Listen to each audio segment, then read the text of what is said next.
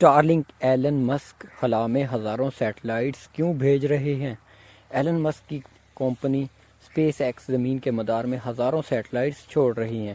بہت سے افراد کہتے ہیں کہ انہوں نے ان سیٹلائٹس کو آسمان پر دیکھا ہے۔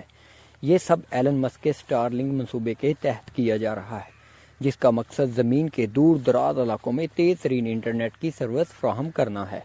اسٹارلنک منصوبہ کیا ہے اور یہ کیسے کام کرتا ہے؟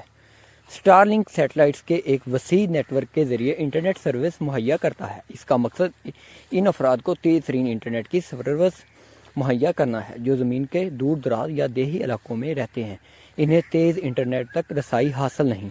یونیورسٹی آف پورٹ سمتھ کی اسپیس پروجیکٹ مینیجر لوسینڈا کنگ کہتی ہیں کہ اس منصوبے میں برطانیہ کے لوگ بھی شامل ہیں، لیکن زیادہ تر افریقہ جیسے خطوں سے افراد شامل ہیں۔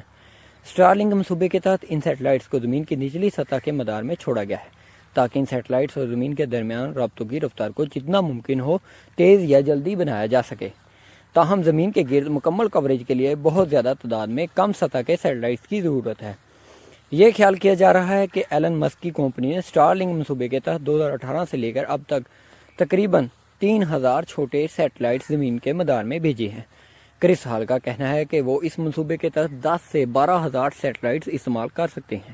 وہ کہتے ہیں کہ سیٹلائٹس کو استعمال کرتے ہوئے ہم دنیا کے دور دراز علاقوں میں جیسے کہ صحرا اور پہاڑوں پر انٹرنیٹ کنیکشن تک رسائی کی مشکل حل کر سکتے ہیں۔ یہ ہمیں ان علاقوں تک انٹرنیٹ حاصل کرنے کے لیے بڑے پیمانے پر انفراسٹرکچر جیسے کہ تاریں اور کھمبے کی ضرورت سے نجات دلائے گا۔ اسٹارلنک کی قیمت کیا ہے اور کون اسے استعمال کر سکتا ہے؟ اسٹارلنک روایتی انٹرنیٹ سروس کے مقابلے میں اسٹارلنک سستا نہیں۔ اس کی صارفین کے لیے ماہانہ $99 یعنی کہ $99 فیس ہے۔ برطانیہ میں 89 یعنی کہ £99 ماہانہ اور سیٹلائٹ سے رابطے کے لیے استعمال ہونے والی ڈش اور راؤٹر کی قیمت امریکہ میں $549 جبکہ برطانیہ میں £529 ہے۔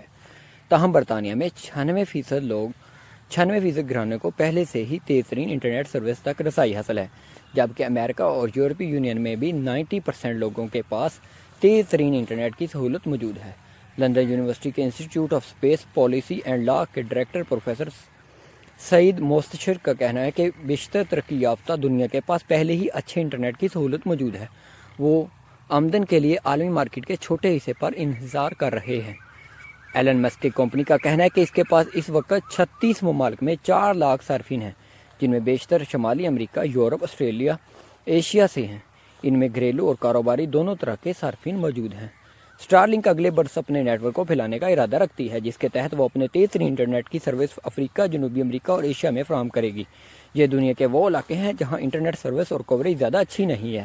کرس ہال کا کہنا ہے کہ اسٹارلنک کی انٹرنیٹ سروس کی قیمت شاید افریقہ کے کچھ گھرانوں کے لیے بہت زیادہ ہو، لیکن یہ دور افتادہ علاقوں میں اسکولوں اور ہسپتالوں سے رابطے قائم کرنے میں اہم کردار ادا کر سکتا ہے۔ اسٹارلنک یوکرین کی مدد کیسے کر رہا ہے؟